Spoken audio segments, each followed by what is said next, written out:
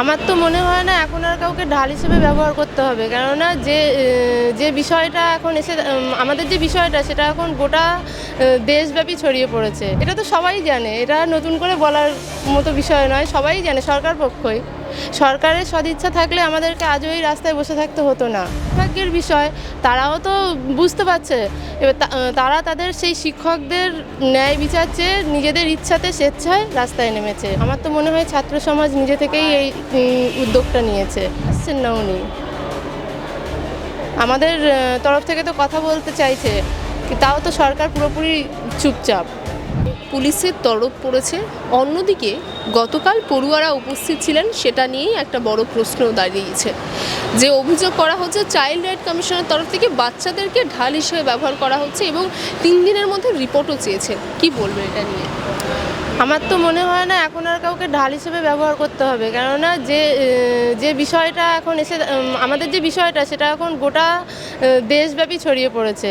তাই কাউকে ঢাল হিসাবে আমাদের আর ব্যবহার করার প্রয়োজন নেই। আমার তো মনে হয় ছাত্র সমাজ নিজে থেকেই এই উদ্যোগটা নিয়েছে। তাই এই অভিযোগটা সম্পূর্ণরূপে ভুল বলেই আমার মনে হয়। তারা যেই অভিযোগটা যেটা বলছে যে গতকাল পড়ুয়ারা উপস্থিত ছিলেন, শ্রমবিধি লঙ্ঘন করা হয়েছে সেটাকে। এখানে শ্রমবিধি লঙ্ঘনের কি আছে? এখানে ছাত্রছাত্রীরা তো ক্লাসরুমে যে টিচারদের কাছে তারা এতদিন শিক্ষা গ্রহণ করেছে, আজকে সেই শিক্ষকরা রাস্তায়। তো এটা তাদের কাছে একটা দুর্ভাগ্যের বিষয়। তারাও তো বুঝতে পারছে। এবার তারা তাদের সেই শিক্ষকদের ন্যায় বিচার চেয়ে নিজেদের ইচ্ছাতে স্বেচ্ছায় রাস্তায় নেমেছে। এখানে কোনো শ্রমবিধি লঙ্ঘন হয়েছে বলে আমি অন্তত ব্যক্তিগতভাবে মনে করি না। আচ্ছা দিদি, যদি কিছু মনে না করো, তুমিও পরিবার নিয়ে এখানে আছো এবং গতকালের পড়ুয়াদের এই মঞ্চে উপস্থিতি যদি শ্রমবিধি লঙ্ঘন করে, তাহলে তোমরা যারা নিজেদের বাচ্চাকে নিয়ে এখানে উপস্থিত, তাহলে সেটা কোন আওতায় পড়ছে? এটাও একটা প্রশ্ন থেকে যাচ্ছে। অবশ্যই সেটা যদি শ্রমবিধি লঙ্ঘন করা হয়, এটাও এক্ষেত্রেও সেটাই হচ্ছে বলা উচিত।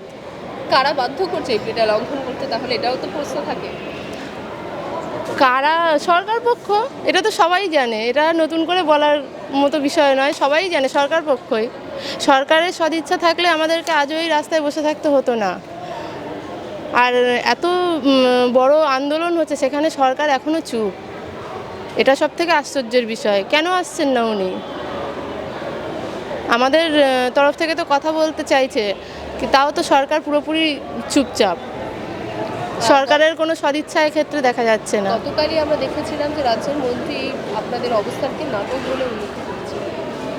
নাটক মনে হতে পারে, নাটক মনে হতে পারে, কিন্তু কি বলবো, এখানে এটা সত্যিই হাস্যকর। যাদের কাছে এটা নাটক মনে হচ্ছে, এটা সত্যি আমার কাছে অন্তত হাস্যকরই মনে হচ্ছে। কেননা এরকম একটা ব্যাপারকে যদি শিক্ষকরা আজকে যাদের ক্লাসরুমে থাকার কথা, তারা আজকে রাস্তায় আন্দোলন করছে, রাস্তায় খাওয়া, রাস্তায় ঘুম, রাস্তাতেই সব কিছু, সেটাকে যদি নাটক মনে হয়, তাহলে কিছু কি মানে তাদেরকে ধিক্কার জানানো ছাড়া আর কোনো ভাষা আমার কাছে নেই। কদিন ধরে আছেন এখানে? আমি আছি, আমি মাঝে মাঝে আসি, আমি মাঝে মাঝে না, আমি প্রায় আসি যাই। আমার হাজব্যান্ড একভাবে থাকেন উনি বেশি, কেননা আমরা মুর্শিদাবাদে থাকি, আর ছেলেকে নিয়ে আমরা দুজনেই থাকি। দুজন একসাথে আসা একটু সমস্যা। ও যেহেতু স্কুলে পড়ে, ওর স্কুলে এক্সাম ছিল, পরশুদিন ছুটি শেষ হয়েছে ওর এক্সাম। আমরা আজকে সপরিবারে এখানে চলে এসেছি। বাংলা হাটের আরো খবর দেখতে নজর রাখুন। বাংলা খবর মানেই বাংলা হাট।